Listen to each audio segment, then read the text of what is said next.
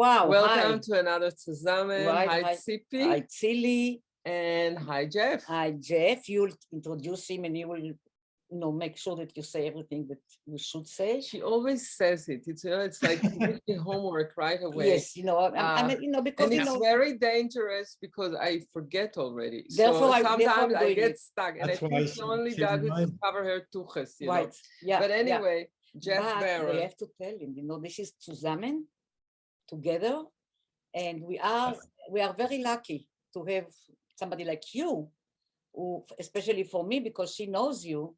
Because with me, I meet you. I feel like I know you already, but but it's really enriching me because it's like somebody new coming into my life. It's unbelievable. It is. So it is. It's we have it's really, because as we said it already today. The world is becoming so difficult and so dark that we are every light, every like the sun ray, like a ray of sun or light. We just grab it, we need it. The world is always bad. And we try to be on the shiny side. That's right. As long as we don't talk about the Holocaust, the world is always bad. Now even more. So and in between, to have good stuff is nice. Yes, that's why we're lucky. Right. So can you please introduce our guest? Jeff Baron, playwright. We're going to talk about Mr. Green, not only, which is his, I think, most familiar, most famous play, and then we'll talk about other things. I saw Mr. Green with Eli Wallach. Wow. When was it? In the 90s or like late 90s? Late 90s. Played you were a kid for a year here in New York. She was a kid back then. It was wonderful. Tell us a little bit about Mr. Green, okay?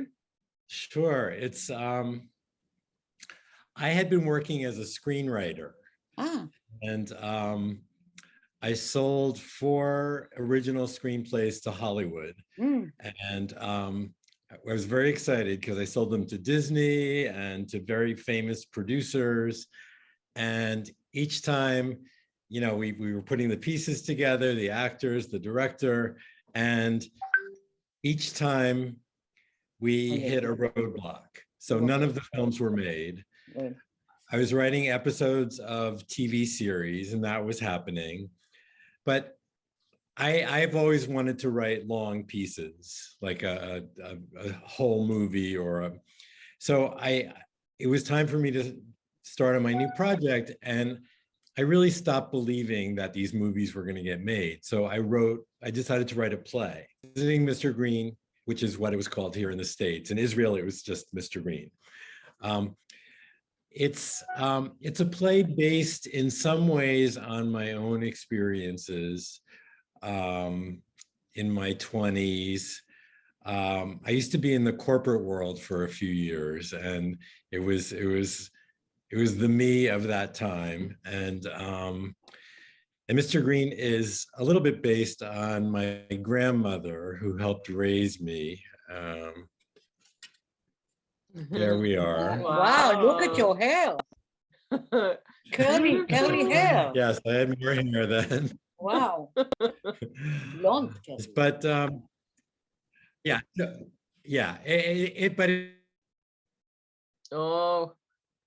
internet connection is not so good. It's very fictionalized. The story of Visiting Mr. Green is did you lose me? No. We got you back. Okay, good. So one day on the Upper West Side of Manhattan, an 86-year-old man wanders into traffic, and he isn't really looking. It's the middle of the block. He walks into Broadway, and a car just about hits him. It stops just in time, slams on his brakes. But Mr. Green falls. He's okay, but he didn't get hit. But the young man driving the car, who's a 29-year-old man named Ross Gardner, he gets charged with reckless driving, and he is sentenced by a very creative judge to go to see the man he almost killed once a week for 6 months. Wow, that's And the old man's wife died like 2 months before. He lives in a 4th floor walk-up. So, the idea is that this young man will help him get groceries, just help him with whatever he wants, and, see the man he almost killed. So it starts with the first of these visits. And, Ross knocks on Mr. Green's door expecting that Mr. Green is waiting for him, but Mr. Green has no idea who he is. And when he discovers that he's the guy driving the car that almost killed him, he says, I don't want you to come. Please don't come. But the judge insists that he come. And so it follows these 2 men over the course of the first few months of their visits. And each of them has very big unfinished business with their family, as many of us do. And they kind of play out some of these things with each other that they weren't quite ready to deal with their own family members. But by the end of the play, we believe that things are going to change a little bit in both of their lives. That's a real journey. Yeah. It's a big journey. So Jeff, you took Mr. Green all over the world, really all over the world. Yeah, I wish I could say that I took it. No, but you know what I mean. It was taken, it was produced everywhere, in so many countries, in so many cultures. I'm sure that there are differences in the cultures, in between different cultures, about the whole relations between the old and the young, and how they stay put with your script and still bring it their way. What do they do? It's from what I've heard, I am unusual among playwrights because I carefully read every translation and give the translator just pages and pages of notes, because these are not adaptations, they're really translations. Because even though it's specifically set in New York City, there are only a few references to New York. And if you see it in Israel, if you see it in Japan, you're seeing actors who speaking your language. And it's about families, and families are very much the same from place to place. I mean, there are some cultural differences, but fewer than I would have known. Even more than that. I always say that a good script or a good play, or the more specific and dramatic it is, at a certain point it becomes very universal. It's very universal, but on a certain layer it stays local. He was born in New York. His parents came over from Russia. Okay. But he's always a Jewish man. So in India, in Japan, in a lot of places where there are probably very few, if any, Jews, right, he's still Jewish. And he speaks some Yiddish. So you'll be hearing Japanese. All of a sudden he'll say "Mein schöner Mädel."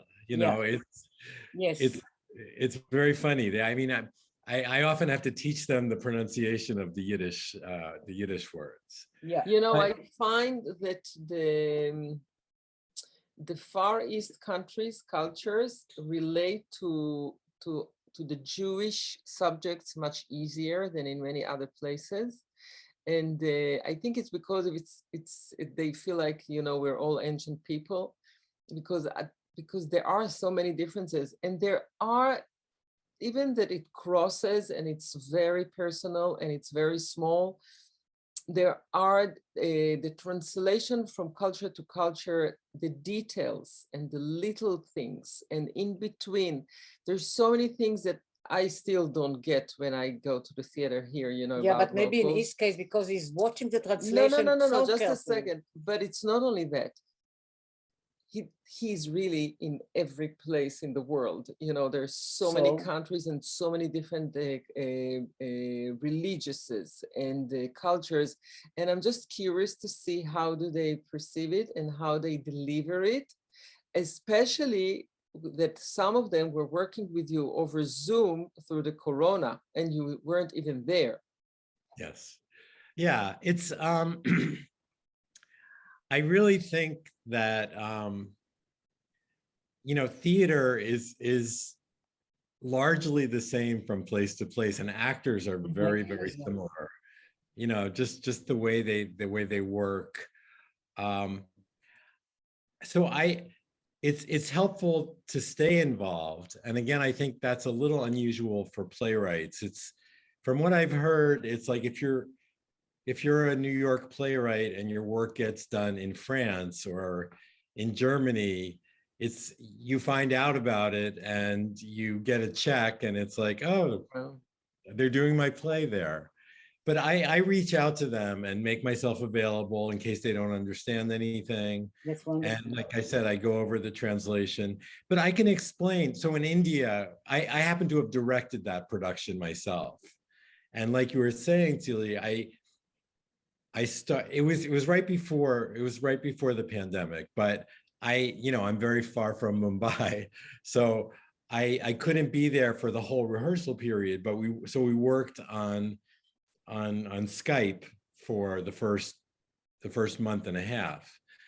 But I just explained what everything meant. I mean, Mr. Green is kosher, and Ross, on his second visit, trying to get on the good side of this very difficult old man, says, I brought you some food. And Mr. Green goes crazy. No, get it out of here, get it out. I'll have to bury everything. And, so I explained to them, the rules of kashrut and what, that Mr. Green cares about that.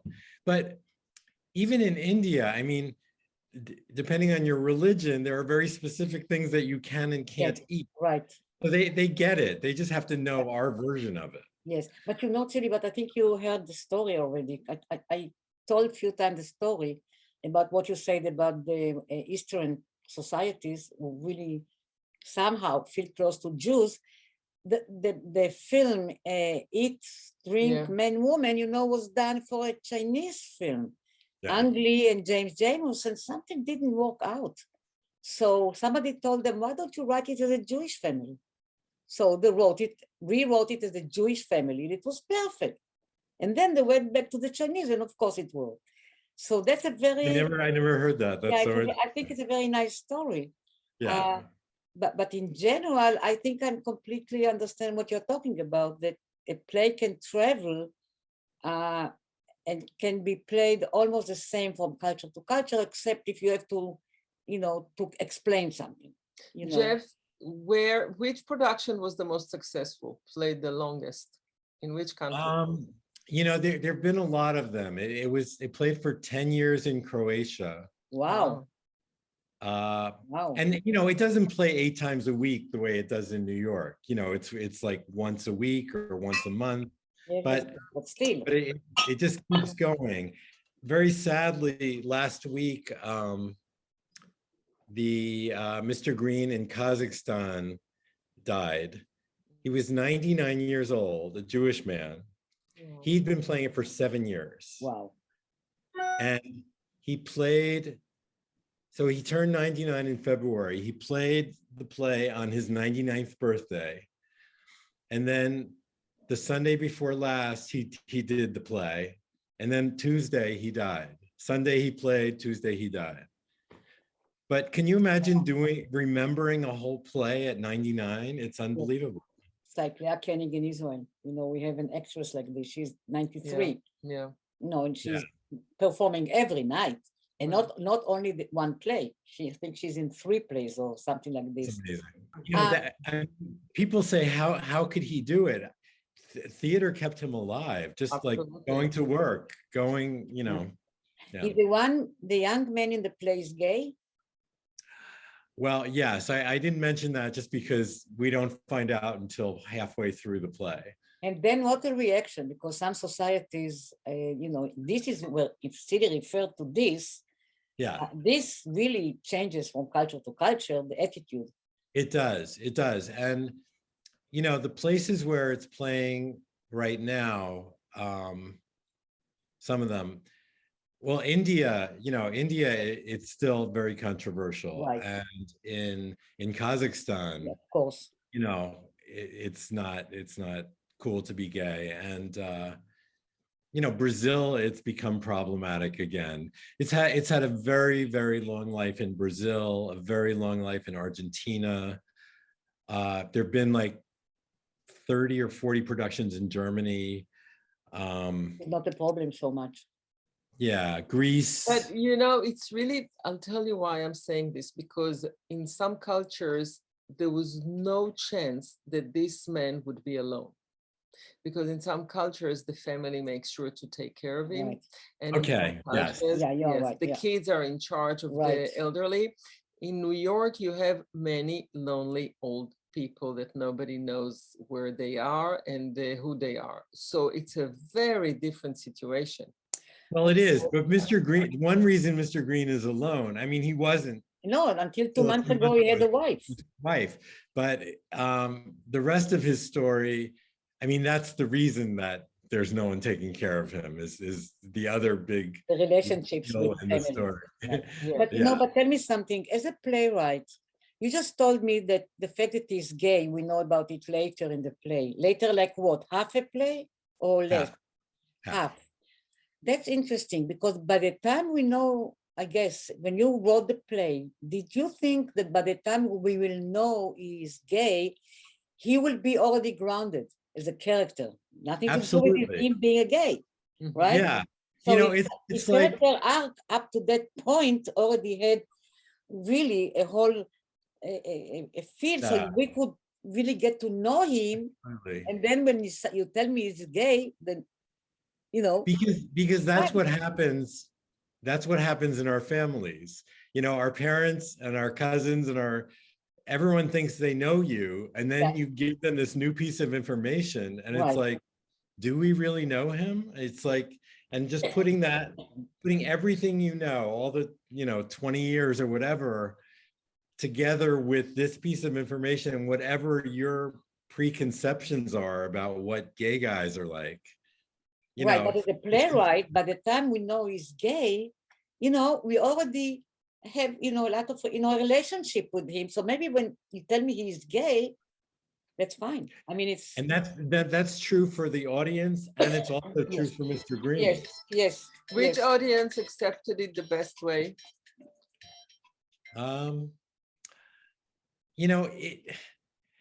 There are a few surprising things about this play to me. Well, first of all, anyone who goes to the theater is a little bit open-minded. It's it's kind of, you're self-selecting as someone who would even do that.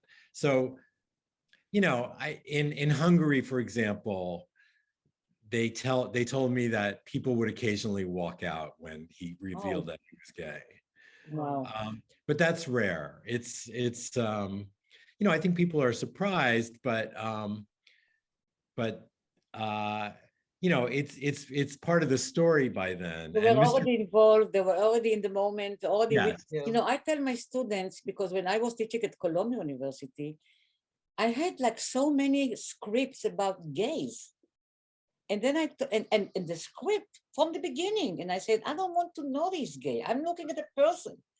Not just gay. I mean, come on. And once I understood it, they rewrote it's short scripts, and they rewrote it, and suddenly it's got a different dimension, so the complexity didn't go away eventually, but suddenly, it was like, so I was really kind of insisting that don't start and then just talk about this. So it was Jeff, tell us a little bit an episode or something or unusual or funny that you had someplace. Well, even though the play is exactly the same everywhere, the style of the production and Celia, you know this from working in theater. I mean, different directors have their own style and designers, everything. But when the first time it was done in Italy, it's been there a few times.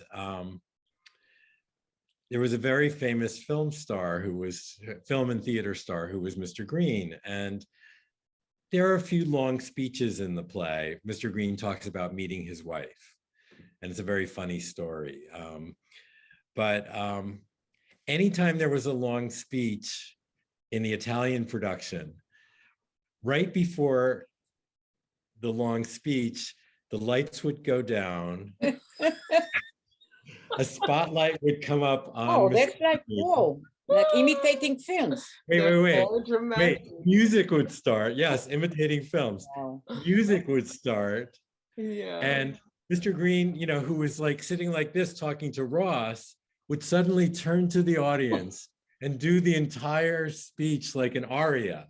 It was like an opera. Wow. And the music would play the whole time. And then he'd finish the speech, the lights would come back up, and he'd go back to the play. Unbelievable. There is a difference between cultures. But theaters was always trying to see how to change. So it will not be, performance like a magic happening on a stage and the audience sit, and watch it. And really the Russians, I forgot his name, Meyerhold? Yes, Meyerhold, yeah. No, he started to use spotlight to imitate the close-up in films. So whenever there was a point that he wanted to, kind of enlarge, there was a spotlight coming and really narrowing your vision to it's really interesting. Okay, so I have another play that's playing right now in Krasnoyarsk, which is in Siberia. And this one is called Mother's Day. And they're doing the play on stage. There are 6 characters. It's a family gathering for Mother's Day. And there's someone brings a guest that the mother wasn't expecting, and it just turns it, everything that's been beneath the surface comes to the surface. But so they play the play on stage, but there are also 2 camera people who are shooting it like a movie during the play, and there's a big screen. So sometimes when there's a dramatic moment, you might see a close-up of the actor on the screen. On the screen that you wouldn't really see. Oh, did you lose me for a minute? Yeah. No, okay, we covered you. Okay. Yeah. So there are close-ups on a screen that accompany the play that you're watching. So it's a little bit like that same technique. Yes. Yeah. Tell me something. Do you write a lot of stage directions? I do write a lot of stage directions. And they're not supposed to follow it? Just, I trained as a film director. And my career plan was to write a few screenplays, sell them to Hollywood, and then I would begin to direct my own films. So, when I imagine a story, I see it. Yes. But also you're very specific, and you're very detailed and very specific, yes. And the descriptions are very detailed. So what Except I never physically describe a character. Right. I never say he's tall. I never say he's dark. I never say he's, anything. Only his age? I do say his age, because that's specific. But for theater, if you want to make a living doing this, which miraculously I do, because you know how theater is, but you need to have a lot of productions of each of your works to to be able to survive. So when you moved from screenwriting to playwriting, so how did you have to change your pictorial vision or your perception of visuals, or in what way your writing had to change? Okay, well, I learned that after I wrote my first play, because Okay, so Visiting Mr. Green is a series of 9 scenes. And, you know, it's usually 1 week later. So because I've been writing screenplays, you just write cut to next week. And not having worked in theater, I didn't think about, oh, they're gonna have to change clothes. You know, there's gonna be these gaps while they're redressing the set. And so now I have all of that in my head. You know, I understand stagecraft a little bit better, especially But in after terms of blocking, for example, how much you are, when you write, you have the blocking in your mind in terms of, you know, where how they move on in the space and stuff like this. You know, only when it reflects what's going on with the character. Okay. You know, if you know, if someone's angry and wants to make a point, he might be standing up, but I don't have all of that in there. I'd leave room, because theater, as film too, is a collaboration. You need to let everyone contribute and do their own version of it. It's always a question. It is. What is it? The vision of one person? Everybody does his best in order to really bring out the vision of the director. Yeah. Okay, well, 2 stories.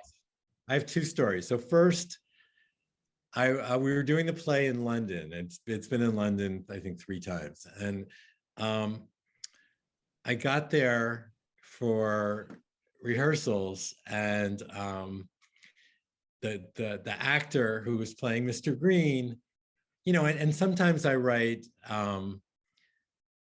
I only write like a stage direction for an actor if it might be misinterpreted, you know, because there are sometimes, like, the way you say a line means yeah.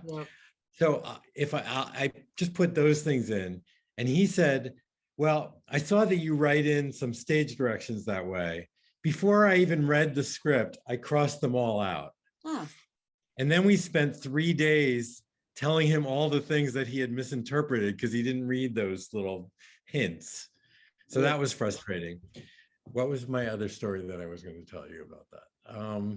Well, it's perfectly actually shows that, you know, he has to do his best, you know, to tell the text that you wrote or to bring to life. Oh, I know what I was going to say. So there, Tzili, you weren't there for the reading of the sequel to Visiting Mr. Green. Right. Yeah. So there's a sequel set 3 years later with 2 additional characters besides the original 2. And I think it's a very interesting story, and maybe more for Israel than any other place, just because it's kind of the clash of the ultra-Orthodox with contemporary people. Right. But I read, and I wish I could remember which director this was. It was like Elia Kazan or Harold Clurman, one of the great early theater directors, but he would have the playwright come in and read the whole play to him. So he would know what the playwright's intentions were. So I did that for this theater company in Canada that's going to do this new play. I played all the characters, and I'm not an actor. I mean, I you know, I can, but I know my intentions, and so I was doing scenes with myself. But but after it, they said, now we really understand the play. So interesting approach. Yeah, that's really interesting approach. Some actors really don't like it, I guess. Right? Well, this was for the director and the producer. Oh, okay. Then, that's okay. I wouldn't do that for the actors. Okay. No. Okay. I was not Just really. Actors don't like to have to get line reading. Yeah.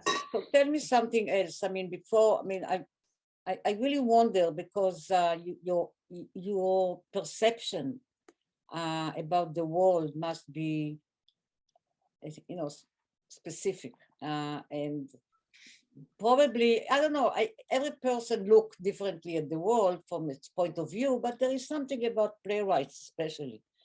So I wonder how you are going to come out of what's happened now with Russia and Ukraine.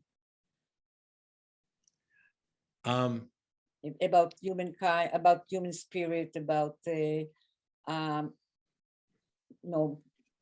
left Yeah. alone.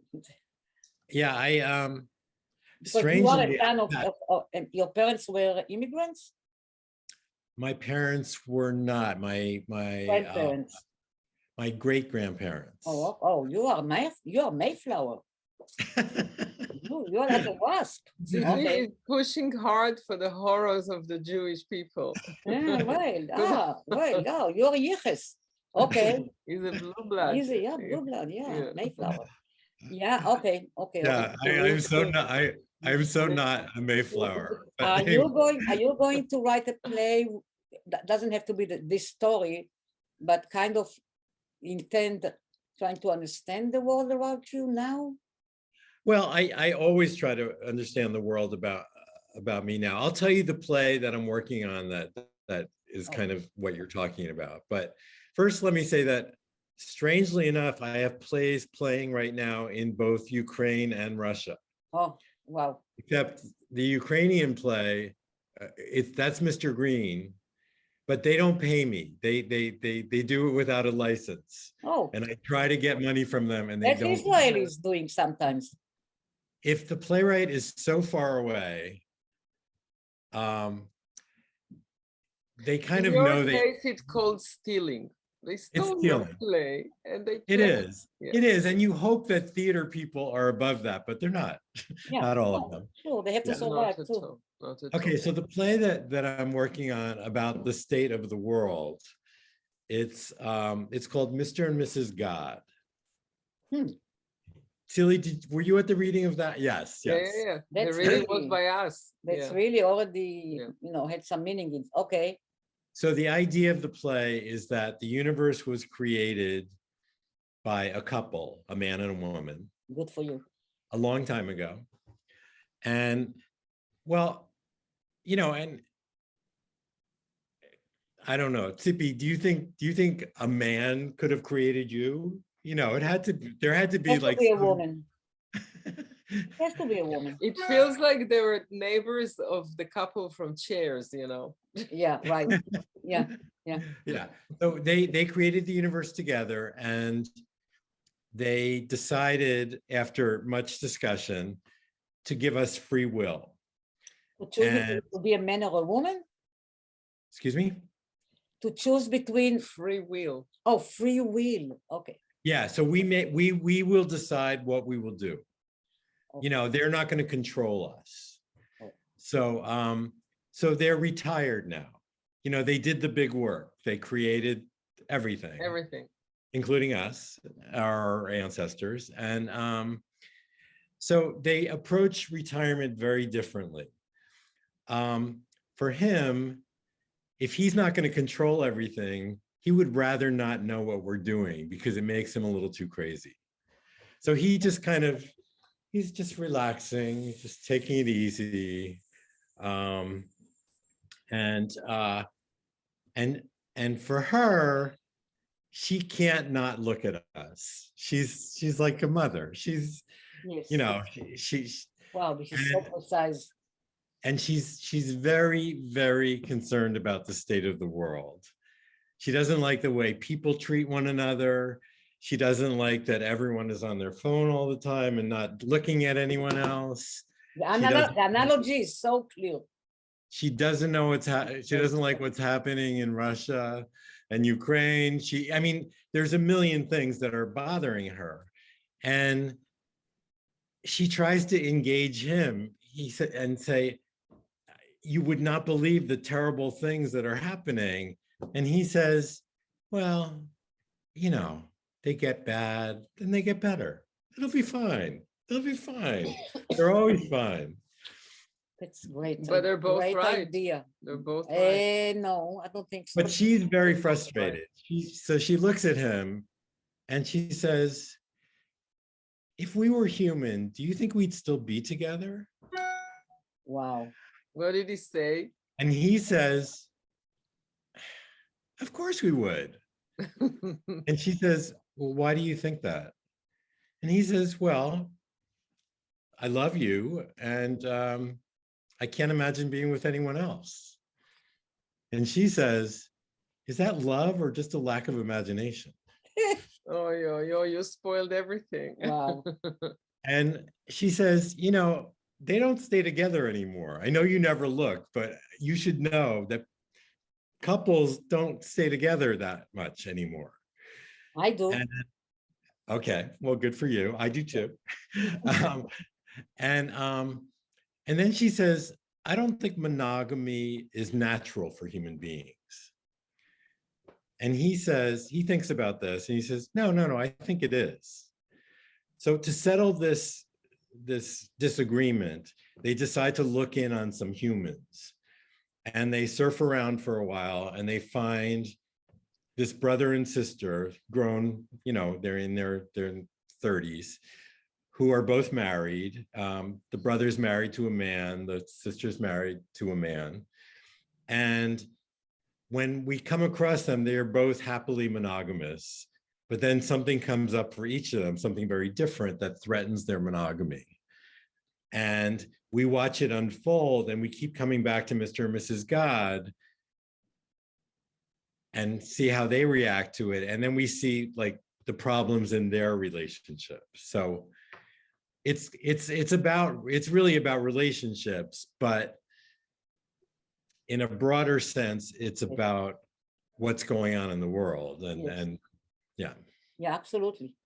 In the middle of your story, I already felt that there is a strong analogy, you know, to what you are talking about. Yeah, that's wonderful. So when is it going to be ready? Well, you know, I have a draft. I'm experimenting with, you know, so we've been in COVID for 2 years, and I was thinking, what if COVID were Mr. and Mrs. God sort of giving us one last chance to get it together? Right. Or a test of some kind. Jeff, you also, you know, you write to children and you wrote a play as a kid. How do you use your different point of view and way of looking at things from 5-year-old and to 50-year-old? Yeah, I wrote my first novel. Novel? Yes, about 10 years ago. And I really wrote it for adults, but the narrator of the book is a 13-year-old boy who has a lot of ideas for movies and TV shows and games. And he thinks his ideas are so good that Hollywood should be producing them. But he doesn't know anyone in Hollywood. So it's about kind of a clever way that he figures out to break into Hollywood, and he succeeds at that. So, and he doesn't tell anyone about that he's doing this. So his parents don't know, his friends don't know. So by day, he's going to 7th grade. And by night, he's in his bedroom on his laptop having meetings in Hollywood. So here, this is it's a series. This is the second book in the series. Can you see? Yes. Sean Rosen, yeah. Rosen, right. Yeah. The first book is called I Represent Sean Rosen. So when I wrote it, I went to a school because it's in his voice, a 7th grader, and it's been a while since I was that young, and I wanted to try it out on kids the age that he's supposed to be, because it's set in the present. And so I went to a school and did some readings of the book, and the kids really liked it. And then when I took it to an agent, they said, this isn't a book for adults. Kids, this is a book for kids. And I said, really? It's so subversive and it's so behind the scenes Hollywood. But sure enough, HarperCollins and Penguin both wanted it. So there was a bidding war for these books. And so they were published. And so since then, I've been involved with schools, and I do an annual program at a middle school in Westchester, where I work with the whole 7th grade, which is like 170 kids. And they write and produce original plays or videos, like 5 minutes long. And I mentor them on their idea, on the script, and on their production. So that's been a nice addition to my life. I hadn't really taught before, but so I do it for a month each year, and that's nice. But don't you have something else with children? I do. So the play that Tzili was referring to is called When I Was 5, and it's me as a 30-year-old going to therapy for the first time to figure out why I wasn't having a relationship. And the therapist helps me see that I never dealt with the death of my father when I was a little boy. He died just as I was turning 5. And as an exercise, she has me imagine my younger self, like conversations with my younger self. And we actually see these on stage. So it's not when I was 5, but it's like the 9-year-old me talking to the 30-year-old me. And I know that he is me as a boy, but he doesn't know that I'm him grown up. And I don't know. I have tears in my eyes. I mean, you just sent me to do it. My father died when I was 7. And I don't think, and I think Tzili knows the story. We came to the hospital, the bed was empty. They didn't call us for some reason. Anyway, I have to do this. I probably have to write for myself. Yes. Well, okay. So. Wow. So writing this play. Thanks for bringing him in. Not for everything else, but for this at least. Yeah. So I didn't remember him. And the reason the therapist knows that there's work to be done is because I talk about him in a completely detached way. It's like, yeah, my father died when I was 5, and then it was like, and then she starts asking questions. Well, he must have been very young, and I said, yeah, I guess I only remember him. I only remembered him through pictures. Yeah, that time I wonder. I will remember them. But writing this play, part of my preparation for writing the play was I talked to every living person who knew him, and there weren't that many anymore. But then just like the process of like communicating with my younger self, I recovered so many memories. It was really, it was very emotional for me. And Tzili, I don't know if you remember when we did the reading, but everyone in the room was, I don't know if you were, but everyone in the room was crying. I mean, me too now. But I want to tell you one thing that came to my mind. I don't know why. Midnight Cowboy. You remember? Yeah. So I guess if you went through, I guess if I will go through this process, that will be a moment when I will remember, and I'll try to remember, and I will be at the moment, which means I will be now 7, looking now. Because in the movies, there is no flashback, it's always flash present. When you remember, it's not a flashback, you now. So you come out from the flashback, your face is like a 5 years old being there. Maybe, and this is really fearful. I'm kind of afraid. But I think it happens with every age, just in a different way, and you're not aware, or you do it on purpose. But there's something about memory that becomes vague, and what you remember is the feelings or the emotions that were attached to it, or something that you remember around it or about it, unless it was traumatic. But the whole game with memory and emotions is fooling you around all the time. So when you talk to yourself, you basically bring up what you want or what you would like to, or to remind yourself, or to either, if you're angry, to attack it, or if you want to hug it, to make friends with this. So it's just very different in every age. Right. And of course, it affects you differently as you grow up. But but I think the whole thing about memories and relations, we live in a dialogue with ourselves more than with the other people all the time. Yeah, but some of us don't want to come closer. However, this is interesting. I don't know, I have to ask.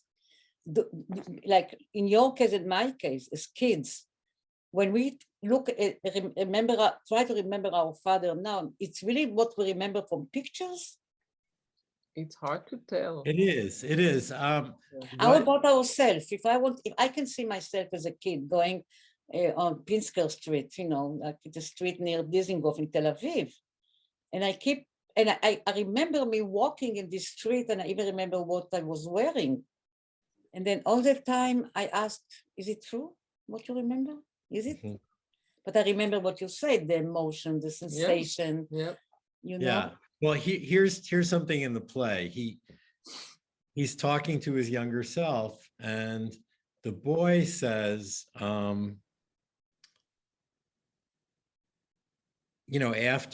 after his father dies, he would sometimes go sit inside his closet, his dad's closet. And for the older me, it was just even just like, because I forgot that I used to do that. But just doing that, I could suddenly smell that closet. And that really brought my father back to me. Just, it smelled like him. It's interesting. I did ask my students, I told each one of them, I rarely teach freshmen, but this time I teach language of film. And I just told them last class, pick up a camera and go to your grandparents and just do an interview with them. Just sit with the camera and let them talk. You can always find archival footage of them, or stills of them, and you can cover it with voiceover. Just go and do it now. Don't wait. Absolutely. I actually said why I didn't do it. I know because when they're gone, they're gone. Yeah, but I made films when my mother was alive and I didn't do it. What is it? Well, in a way, you have to be older to realize just like what you might be missing. Memory. Yes. But I'm sorry.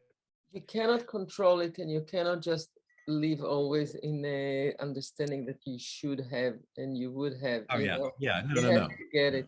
But I was very close to my grandmother, my mother's mother, and I used to bring her back in shows that I did, like in costumes. And I once and the leading actress who did it had nothing to do with my grandmother, and my mother walked in and she like, wow, she was, and it's not that she looked the same, but she was her, and it was amazing, and I had such a good time with her. Do you write every day? Oh, if I wish I wrote every day. No. I mean, fortunately, I have a lot of productions around the world. So, I mean, I'm involved with those things, but yeah, I mean, to write a new piece, you have to write every day. You have to. Right. So I'm getting ready to kind of move into the library and just. Oh, you don't write at home? I usually don't. Huh. I look around and it's like, oh, I have to organize that, or I have to clean that. Yeah, or I have to call people I didn't call for 10 years. Or do the laundry. Exactly. Yes. Any plans for another play in New York? It's so funny. Just careers evolve. I mean, in their own way, and whatever we thought we were going to do. But the way my career has evolved, I'm just so much better known in other world capitals and not New York. Well, as long as you keep your passport, yes, in shape. It's okay. Yeah. Listen, Tzili, what can I tell you? That was so, I hope it was interesting for you like it was for us. Yes, well, I've watched a bunch of your interviews, and you're an engaging pair. Well, just so, curious. yes, And we like to yes, chat. right, That's right. all. And we look for Yeah. inspiration actually, because I just, we were talking about how much he's inspired. Wait, I'm going to turn the. That's it. That's very nice because it's my husband, right? And before that, it was my son. I don't do it very often. So, Tzili, Jeff, thank you. thank Good you to so see you much. again. And It was my good luck. pleasure. Good And luck. we'll be in touch. And we want to say goodbye not only to you, but to all Yes. our fans. To- And we'll see them next week. next week. Thank Bye, you so much. everybody. Oh, and Bye-bye. please send me the text. I will, for Or sure. to Tzili, and she will send me. Okay. Thank you Bye, so Jeff. much. Thanks. Bye. Bye-bye. Thank you.